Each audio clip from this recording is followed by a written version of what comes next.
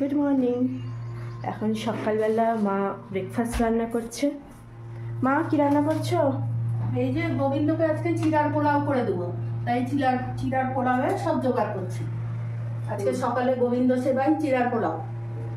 তো মা এখন চিড়ার পোলাও রান্না করবে, নিরামিষ চিড়ার পোলাও, কিন্তু গোবিন্দকে ভোগ দেওয়া হবে। তারপর আমরা সবাই ব্রেকফাস্ট করবো। তো চলো তোমাদের সাথে আজকে চিড়ার পোলাও রেসিপিটা শেয়ার করি, মা কেমনভাবে চিড়ার পোলাও রান্না করে গোবিন্দকে ভোগ দেয়।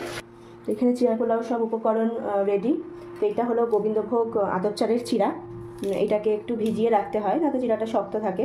এখানে লাগবে আলু, গাজর, এটা বাদাম, মটরশুঁটি, নারকেল আর হচ্ছে কিশমিশ। কিশমিশটাও একটু ভিজিয়ে রাখা ছিল। তো এই উপকরণ এবার হচ্ছে রান্নাটা শুরু করতে হবে। এবার বাদামটা দিচ্ছি, বাদামটাকে ভেজে দেবো, কাঁচা বাদাম আছে। তো আমাদের বাদামটা ভাজা হয়ে গেছে, এবার এটা তুলে নেওয়া হচ্ছে।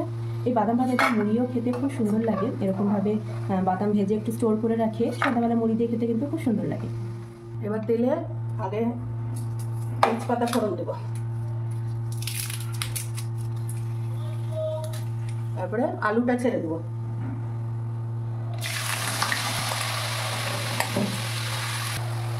এই চিড়ের পোলাও স্বাদ একদম অন্যরকম হয়, একটু মিষ্টি মিষ্টি হয়। যেরকমটা আমাদের বাসন্তী পোলাও হয় সেই রকম ধরনেরই এটা হবে।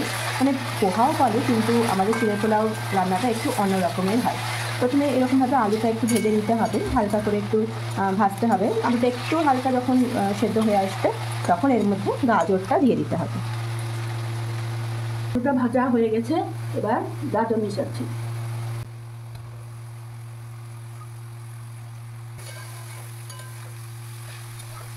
এখানে গাজরটা গ্রেটারে গ্রেট করা আছে, তাহলে চাইলে আপনারা মিহি করে কুচোতেও পারেন। এবার সন্দক লবণ দিচ্ছি স্বাদ অনুযায়ী। লবণটা কমই হবে, দিতে হবে, যেহেতু মিষ্টি পোলাও সেই জন্য লবণটা একটু কমই লাগবে।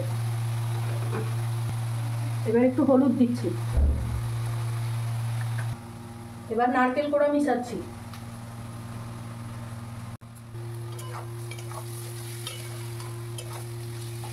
চিড়ার পোলাওতে কিন্তু নারকেল কোড়া অ্যাড করতেই হবে, নারকেল কোড়াতেই এটার আসল টেস্টটা পাওয়া যায়। এবার মটরশুঁটি আর হচ্ছে কিশমিশ। মটরশুঁটিটা প্রথমে একটু বয়েল করা আছে, না তো মটরশুঁটিটাকে সেদ্ধ হয় না, সেজন্য মটরশুঁটিটা একটু ভাপানো আছে। আর কিশমিশটা একটু সোক করা ছিল। তো সব কিছু দিয়ে একটু ভালো করে মিশিয়ে নিতে হবে। এবার গরম মশলার গুঁড়ো দিচ্ছি।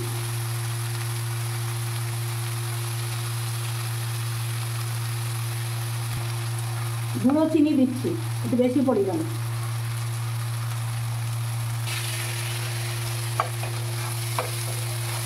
মোটামুটি মশলাটা ভাজা হয়ে গেছে, এবার এটার মধ্যে চিড়েটা দিয়ে আবার ভালো করে মিশিয়ে নিতে হবে। এবার 2 চামচ ঘি দিচ্ছি।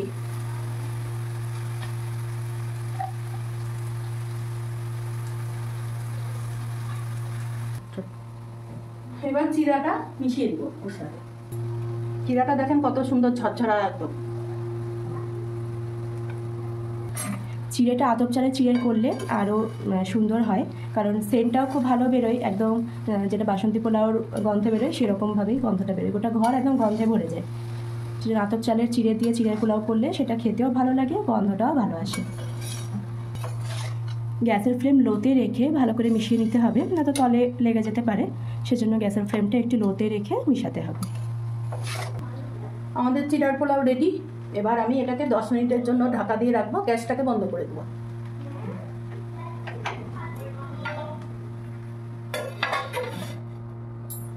দশ মিনিট পর গোবিন্দকে সেবা দেবো।